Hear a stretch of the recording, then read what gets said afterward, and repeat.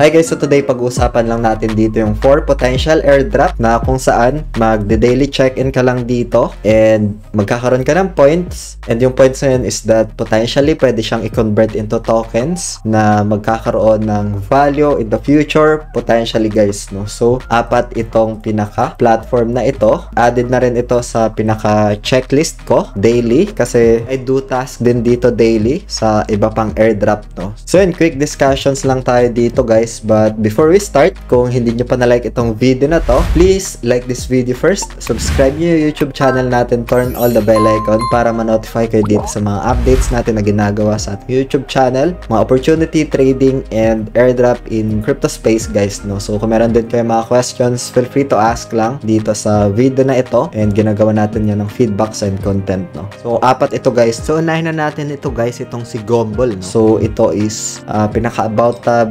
Puntahan natin. Isa sa mga investors nila dito is that Binance Labs, Spartan, Animoca Brands, Aptos, and marami pang iba dito guys, no? So basically, punta lang tayo dito sa may airdrop, and then kailangan mo dito guys may Twitter, no? Kasi karamihan dito na task is on the Twitter, and then Discord kailangan din, Telegram as well kailangan din. Ayun, wala akong mga NFT, so hindi ko maklaim yung ibang pinaka points or pinaka accelerator dito, which is plus 10 sana. Pero yun, Twitter, Telegram, Discord is that very important dito sa mga airdrop guys, no? So for example, nakapunta ka na dito, daily check-in ka lang. So, ito yung pinaka-daily check-in ko. And then, daily ito, nagre-reset every 8 AM, no? So, close natin to. Dito sa Get MM is that meron din tayo ditong nakuha.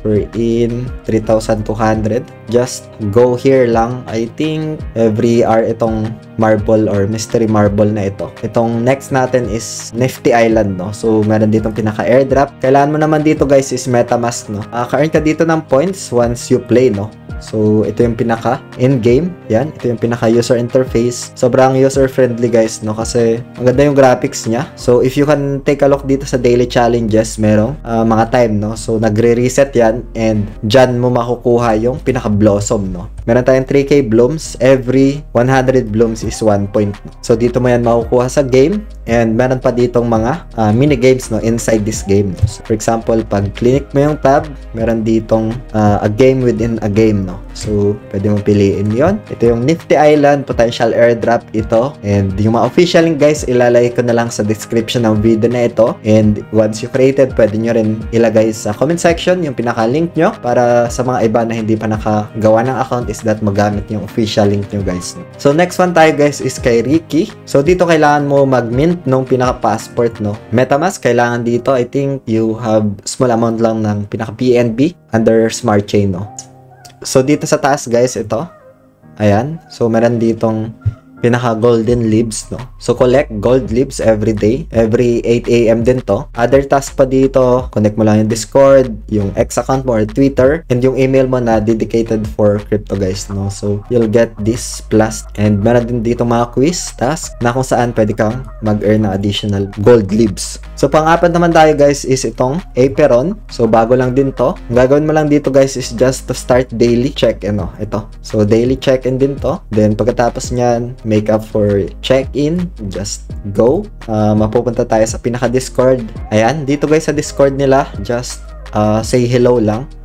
So, adjust lang natin to kasi merong task tayo dito sa general channel, no? Balik muna tayo dito. Use check-in command by entering daily check-in.